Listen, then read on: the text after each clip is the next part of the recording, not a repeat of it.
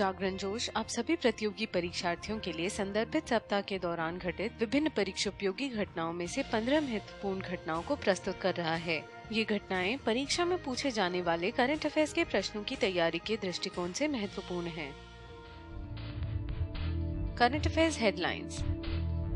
Delhi international airport limited ने गुणवत्ता के क्षेत्र में गोल्डन पीकॉक अवार्ड 2015 जीता। सर्बिया के नोवाक जोकोविच ने मियामी मास्टर्स टेनिस 2015 खिताब जीता। कुमारन असन पुरस्कार के लिए अली अहमद का चयन। द्रोणावल्ली हरिका ने विश्व महिला शतरंज चैंपियनशिप में कांस्य पदक जीता। श्रीलंका ने पाकिस्तान के साथ 6 समझौतों पर हस्ताक्षर किए। संपूर्ण विश्व में 7 अप्रैल को विश्व स्वास्थ्य दिवस मनाया गया। प्रधानमंत्री नरेंद्र मोदी ने मुद्रा बैंक का शुभारंभ किया। भू संपदा नियामक और विकास विधेयक 2013 में संशोधन को केंद्रीय मंत्रिमंडल की मंजूरी। बांग्लादेश के मंत्रिमंडल ने संशोधित भारत बांग्लादेश व्यापार समझौते को मंजूरी दी।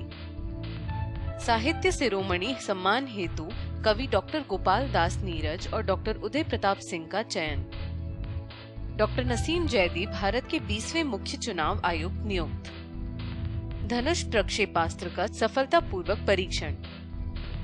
तेलंगाना राज्य के नाम पर रखा गया मकड़ी की प्रजाति का नाम।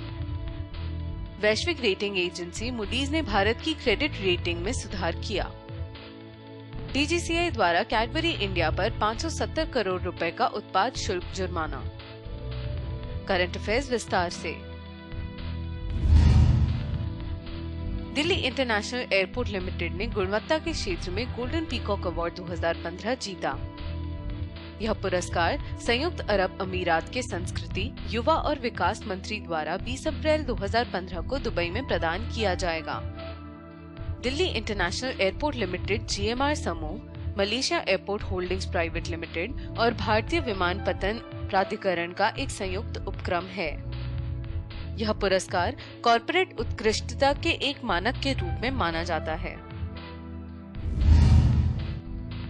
सर्बिया के नोवाक जोकोविच ने मियामी मास्टर्स टेनिस 2015 खिताब जीता। मियामी मास्टर्स टेनिस के एकल फाइनल में नोवाक जोकोविच ने ब्रिटेन के एंडी मरे को पराजित किया। नोवाक जोकोविच ने इससे पहले वर्ष 2007, 2011, 2012 और वर्ष 2014 में मियामी खिताब जीता था। जोकोविच दुनिया के पहले ऐसे खिलाड़ी बन गए जिन्होंने एक वर्ष में इंडियन वेल्स और मियामी मास्टर्स दोनों खिताब 3 बार जीता है। कुमारन असन पुरस्कार के लिए अली अहमद का चयन। सीरियाई कवि, निबंधकार और अनुवादक अली अहमद को कुमारन असन पुरस्कार 2015 के लिए चयनित किया गया। उन्हें काव्य जगत में एडोनिस नाम से भी जाना जाता है।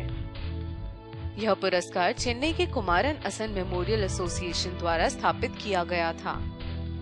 इस पुरस्कार के रूप में 3 लाख रुपए का नकद पुरस्कार, एक स्मृति चिन्ह और प्रशस्ति पत्र प्रदान किया जाता है। द्रोणावल्ली हरिका ने विश्व महिला शतरंज चैंपियनशिप में कांस्य पदक जीता। भारतीय शतरंज ग्रैंड मास्टर द्रोणावल्ली हरिका के साथ स्वीडिश ग्रैंड मास्टर पिया क्रेमलिंग भी कांस्य पदक की संयुक्त विजेता रहीं। विश्व महिला शतरंज चैंपियनशिप का आयोजन रूस के सोची में किया गया। इसका स्वर्ण पदक यूक्रेन की मारिया म्यूजिचुक ने जीता। श्रीलंका ने पाकिस्तान के साथ 6 समझौतों पर हस्ताक्षर किए। पाकिस्तान में किए गए ये समझौते निम्नलिखित हैं। पाकिस्तान परमाणु ऊर्जा आयोग और श्रीलंका के परमाणु ऊर्जा प्राधिकार के बीच सहयोग के लिए सहमति पत्र यानी MOU पर हस्ताक्षर। दोनों पक्षों ने मादक पदार्थों के अवैध कारोबार के खिलाफ सहयोग के लिए समझौता। पाकिस्तान नेशनल शिपिंग कॉरपोरेशन यानी PNSC और सीलोन शिपिंग कॉरपोरेशन लिमिटेड यानी CSCL के बीच जहाजरानी कारोबार में आपसी सहयोग संबंधी सहमति पत्र पर हस्ताक्षर। संपूर्ण विश्व में 7 अप्रैल को विश्व स्वास्थ्य दिवस मनाया गया। विश्व स्वास्थ्य संगठन ने वर्ष 2015 के विश्व स्वास्थ्य दिवस का विषय खेत से थाली तक खाद्य पदार्थ को सुरक्षित करो रखा। इसका उद्देश्य विश्व भर में लोगों को स्वास्थ्य के प्रति जागरूक करना और जनहित को ध्यान में रखते हुए सरकार को स्वास्थ्य नीतियों के निर्माण के लिए प्रेरित करना है। विश्व स्वास्थ्य दिवस के अवसर पर भारत सरकार ने बच्चों को 7 जानलेवा बीमारियों से बचाने के लिए पूरे देश में इंद्रधनुष नामक टीकाकरण अभियान शुरू किया। पहला विश्व स्वास्थ्य दिवस 7 अप्रैल सन 1950 को मनाया गया था। प्रधानमंत्री नरेंद्र मोदी ने मुद्रा बैंक का शुभारंभ किया। प्रधानमंत्री नरेंद्र मोदी ने 20,000 करोड़ रुपए के शुरुआती कोष के साथ मुद्रा बैंक को स्थापित किया। मुद्रा का अर्थ micro units development fund refinance agency है। इस बैंक का उद्देश्य छोटे कारोबारियों को ऋण की सुविधा प्रदान करना है। इस बैंक के जरिए 10 लाख रुपए तक का ऋण प्रदान किया जाएगा। भू संपदा नियामक और विकास विधेयक 2013 में संशोधन को केंद्रीय मंत्रिमंडल की मंजूरी। इस विधेयक का उद्देश्य भू संपदा क्षेत्र में अनियमितताओं और ठगी पर रोक लगाना है। विधेयक में राज्य स्तर पर रियल एस्टेट नियामक प्राधिकरण यानी RERAs नामक एक नियामक संस्था स्थापित करने का प्रावधान है। प्रस्तावित कानून के तहत अगर परियोजना का रजिस्ट्रेशन नहीं कराया गया है तो उस भवन निर्माता पर परियोजना लागत का 10% जुर्माना लगेगा। यदि तय नियमों का पालन नहीं किया गया तो 10% का अतिरिक्त जुर्माना या 3 वर्ष की सजा या फिर दोनों लगाने का प्रावधान है। बांग्लादेश के मंत्रिमंडल ने संशोधित भारत बांग्लादेश व्यापार समझौते को मंजूरी दी। इस समझौते के अंतर्गत दोनों देश तीसरे देश को सामान भेजने के लिए एक दूसरे के जमीन व जल मार्गों का इस्तेमाल कर सकेंगे। दोनों देश आपसी विचार विमर्श से शुल्क का निर्धारण करेंगे जो दोनों देशों के लिए समान होगा। इस संशोधित समझौते से बांग्लादेश भारतीय क्षेत्र के जरिए नेपाल और भूटान के लिए और भारत बांग्लादेश के जरिए म्यांमार को माल भेज सकेगा। दोनों देशों के बीच सहमति की स्थिति कायम रहने पर यह समझौता 5 वर्षों के बाद स्वतः नवीकृत हो जाएगा। साहित्य शिरोमणि सम्मान हेतु कवि डॉक्टर गोपाल दास नीरज और डॉक्टर उदय प्रताप सिंह का चयन। इनका चयन उनके द्वारा की गई आजीवन साहित्य सेवा के लिए किया गया। इससे पहले मुख्यमंत्री अखिलेश यादव ने डॉक्टर गोपाल दास नीरज की पुस्तक गीत श्री का विमोचन किया। गीत श्री में नीरज के गीतों का संकलन है। इसके साथ ही डॉक्टर नीरज को राष्ट्र रत्न सितारे हिंद की उपाधि से विभूषित करने की भी घोषणा की।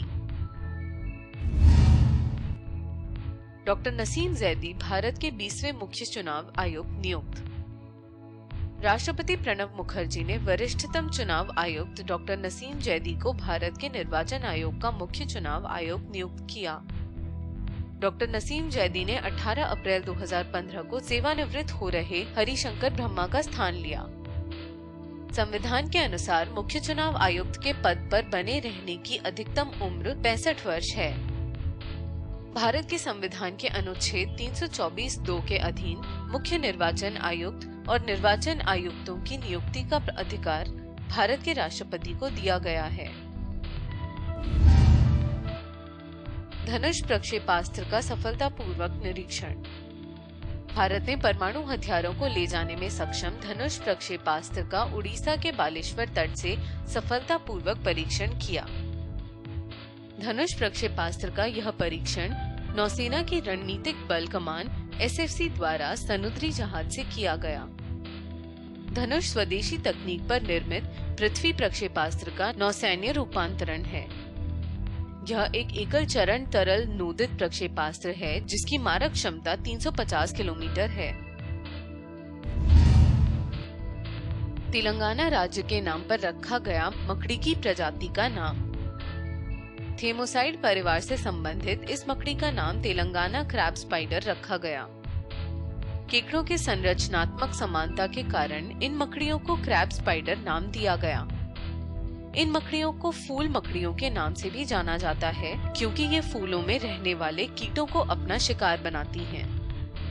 यह जापान में पाई जाने वाली मकड़ियों की एक प्रजाति थोमिसिस लाबिफेक्टस की तरह ही प्रतीत होती है। वैश्विक रेटिंग एजेंसी मूडीज ने भारत की क्रेडिट रेटिंग में सुधार किया। इसके तहत मूडीज ने भारत का आउटलुक स्टेबल से बढ़ाकर पॉजिटिव कर दिया। इसके साथ ही मूडीज ने भारत की Baa3 रैंकिंग बरकरार रखी। मूडीज के मुताबिक भारत की स्थिति दूसरे एशियाई देशों के मुकाबले काफी मजबूत है। मूडीज ने बैंकों की एसेट क्वालिटी पर चिंता जताई और लोन रिकवरी को काफी कमजोर बताया। DGCI द्वारा कैडबरी इंडिया पर 570 करोड़ रुपए का उत्पाद शुल्क जुर्माना। यह जुर्माना कंपनी पर कथित तौर से हिमाचल प्रदेश में अपनी उत्पादन इकाइयों में टैक्स चोरी की वजह से लगाया गया। कंपनी ने बद्दी हिमाचल प्रदेश में नई इकाई के अस्तित्व में आने से पहले ही क्षेत्र आधारित छूट का दुरुपयोग किया।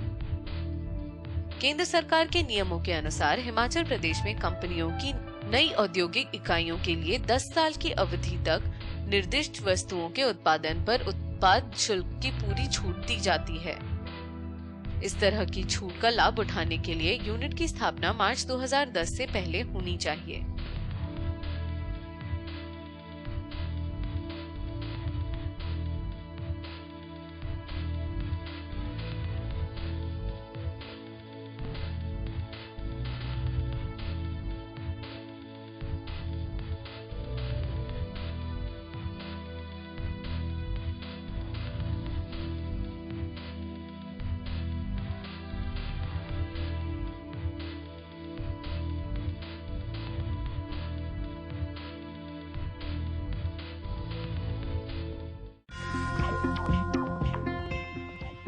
करंट अफेयर्स के बारे में अधिक जानकारी के लिए लॉग ऑन करें जागरणजोश.com।